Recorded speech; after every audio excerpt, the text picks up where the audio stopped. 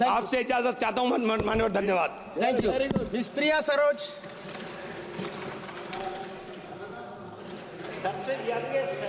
माननीय अध्यक्ष महोदय, धन्यवाद मुझे आज बोलने का अवसर देने के लिए।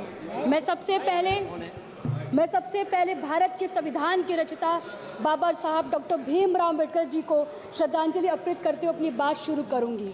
भारत का संविधान दुनिया का सबसे विस्तृत, सुंदर और अनोखा संविधान है। ये ऐसे भावनाओं के साथ बनाया गया है जो समानता, बंधुता और राष्ट्र एकता को बल देती है। आज जो मैं यहाँ खड़ी होकर अपनी बात कर रही हूँ, यह शक्ति हमें हमारे संविधान ने दी है। हमें गर्व है कि हमारी पार्टी के स्वर्गीय मुलायम सिंह जी और हमारी पार्टी के अध्यक्ष श्री अखिलेश यादव जी हमेशा संविधान के मूल्य की रक्षा की और सामाजिक न्याय के लिए संघर्ष किया। हमारे देश में हर नागरिक, चाहे जाति या धर्म कोई भी हो, खुद को सुरक्षित और शामिल महसूस करता है। लेकिन आज के दिन हमें यह सोचने की ज़रूरत है कि क्या हम संविधान के आदर्शों के अनुसार चल रहे हैं।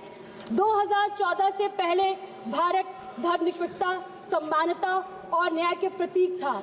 2014 से पहले सभी सरकारों ने संविधान का आदर किया था, लोकतंत्र, धर्मनिरपेक्षता को सुरक्षित रखा। पिछले 10 वर्षों से जब से एनडीए सरकार सत्ता में आई, इस सरकार ने संविधान की संस्थाओं पर निरंतर आघात करना जारी रखा।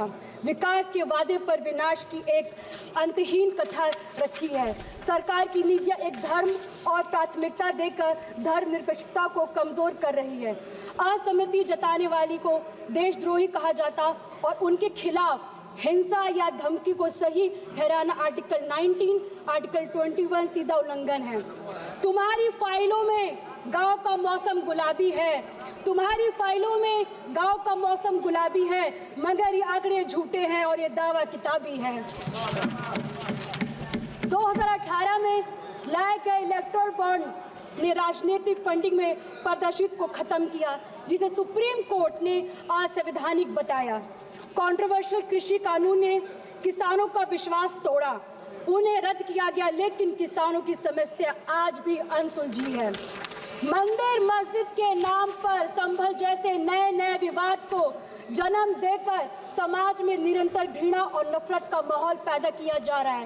मगर मैं कहना चाहूंगी, सत्ता में बैठे लोगों ने ये कैसा हिंदुस्तान कर दिया, सत्ता में बैठे लोगों ने कैसा हिंदुस्तान कर दिया, बेजान इमारतों को हिंदू मुसलमान कर दिया। स्वतंत्र संस्थानों और मीडिया को दुरुपयोग किया जा रहा है। दलित की बेटी का अपहरण होना, उनका रेप कर दिया जाना, उनके शव को पुलिस द्वारा रात को पेट्रोल डालकर जला दिया जाना, उनके घरों में आग लगा दिया जाता, सभी घटनाएं 70 वर्ष के बाद भी हो रहा है। यूपी सरकार ने ESM लागू कर हड़ताल पर रोक लगाया है। राज्य में कोई भी कर्मचारी आज 6 महीने तक हड़ताल नहीं कर सकता है।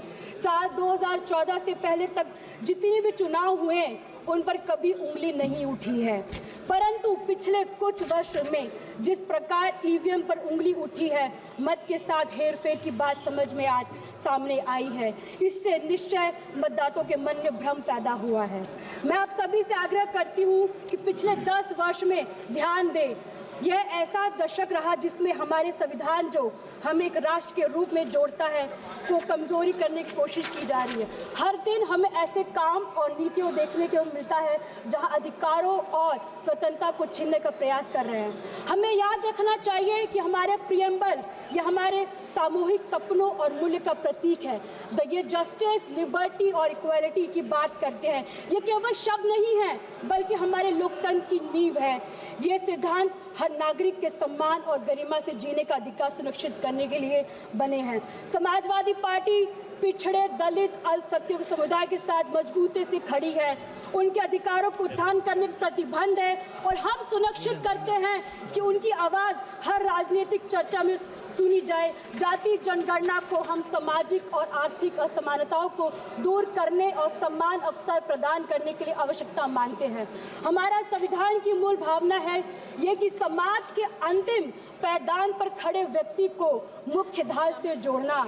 हमारी पार्टी और हमारे नेता PDA के माध्यम से संविधान की उसकी मूल भावना सपना को साकार कर रहे हैं। भारत का संविधान हमें देता है संदेश, भारत का संविधान हमें देता है संदेश, हम सब बाद में सबसे पहले हमारा देश। जय भीम, जय समाजवाद। Thank you.